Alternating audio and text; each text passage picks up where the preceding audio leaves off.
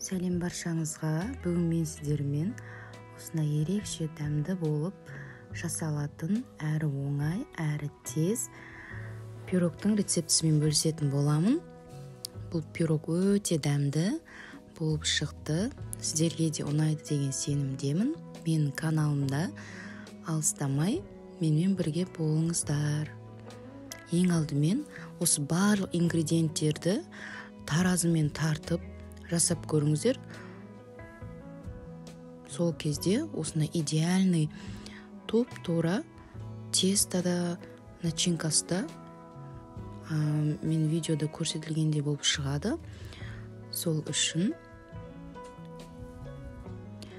таразымен өлшеп жасағандарыңыз абзалырақ.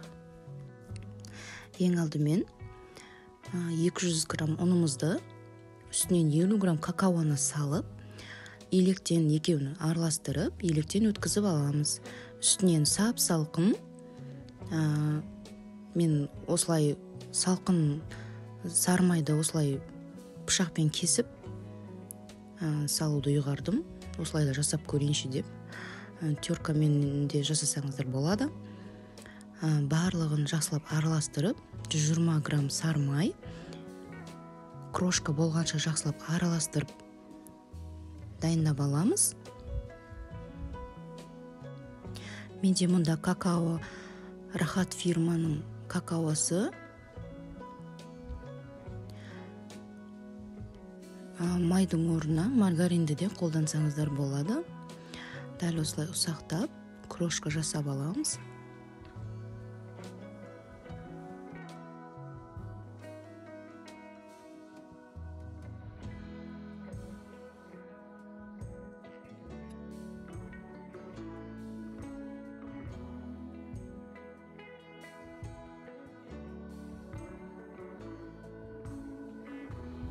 Енді 100 грамм құм шекердің үстінен бір жұмыртқамызды салып, үстінен сода мен уксус екеуін гасить етіп, жақсылап араластырып, сол жаңағы крошканың үстінен салып, қамыр илеп аламыз. Жұмсақ қамыр шығады.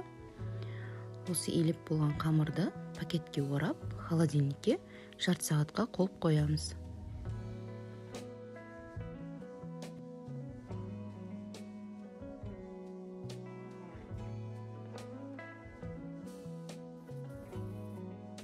Енді бізге начинкасына 20% қаймақ қажет.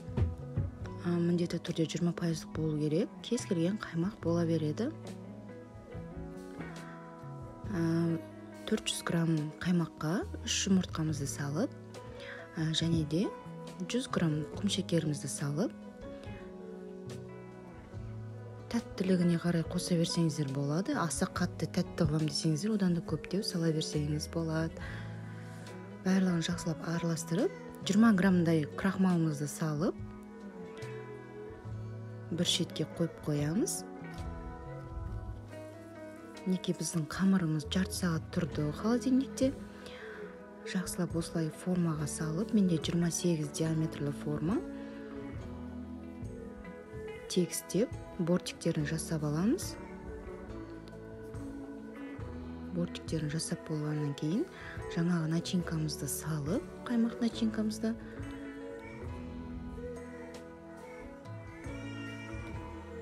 қызып тұрған пеште 180 градуста 25-30 минуттың көлемінде пісіріп аламыз.